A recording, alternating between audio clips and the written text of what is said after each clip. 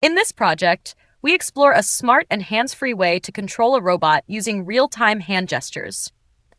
By combining computer vision with embedded systems, we've built a gesture recognition system that lets you wirelessly control an ESP32-based robot car, just using your hand and a webcam. The system has two main parts. First, the host computer runs a Python program using OpenCV and MediaPipe to detect and recognize your hand gestures from a live webcam feed. Second, the ESP32 robot acts as the receiver. It connects over Wi-Fi, listens for gesture commands, and translates them into precise motor actions, like moving forward, backward, or turning.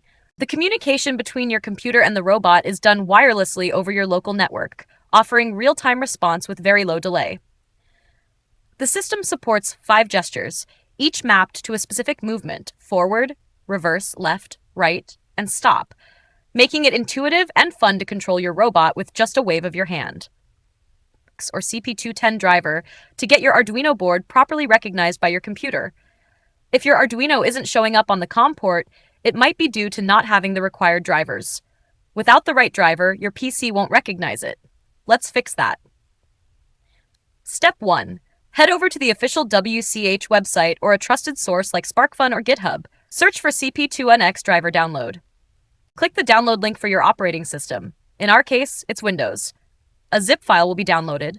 Step 2. Right-click the downloaded zip file and select Extract All. Open the extracted folder. Now double-click the installer file. It's usually named CP200X, EXE, or similar. Click Install. You'll see a confirmation message once the installation is successful. Step 3. Plug your Arduino into the USB port. Open Arduino IDE. Go to Tools port and check if a COM port appears. If it does, great, the driver is working. If no COM port shows up, try a different USB cable or port.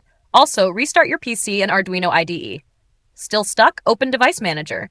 Look for USB serial CP210 under ports. If there's a yellow warning icon, the driver didn't install properly.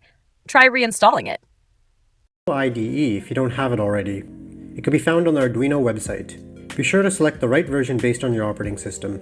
Once downloaded, you can start the installation. You should select to install the USB driver, and I usually deselect the shortcuts, but that's up to you.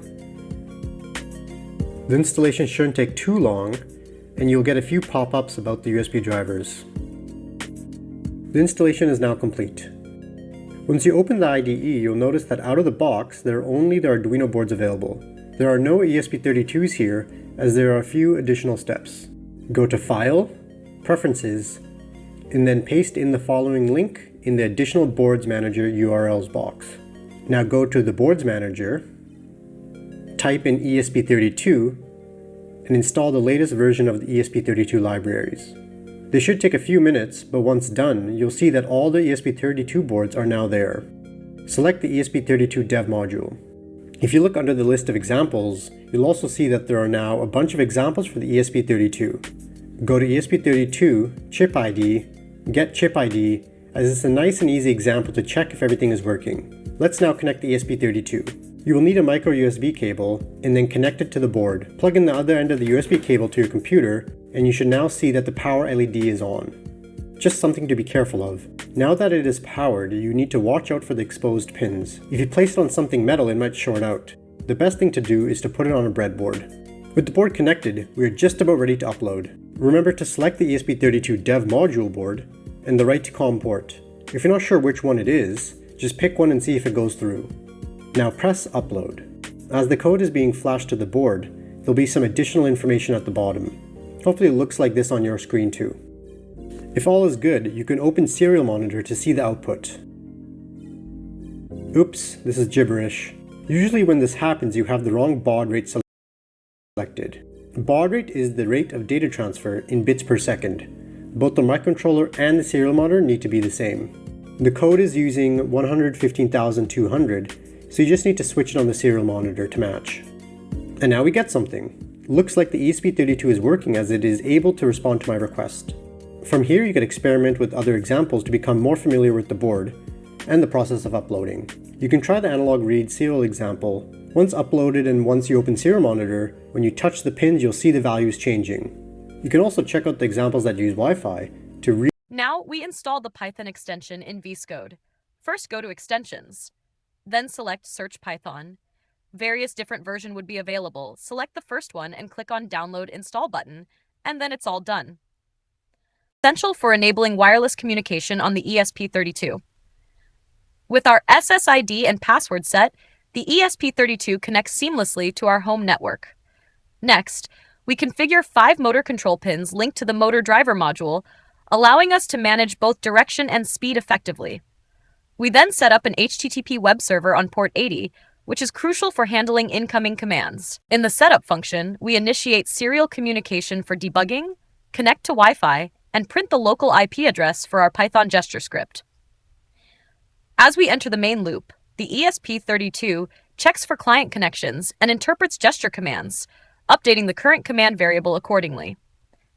To ensure safety, we implement a timeout. If no command is received within 1.5 seconds, the robot stops automatically.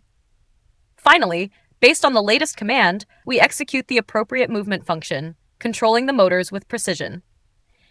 Each motor function sets the direction using high and low signals while managing speed through PWM. The stop function ensures a complete halt, keeping our robot safe and responsive.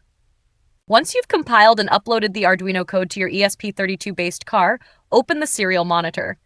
If everything is set up correctly, you'll see a message saying the ESP32 is connected to Wi-Fi, followed by a line showing the local IP address.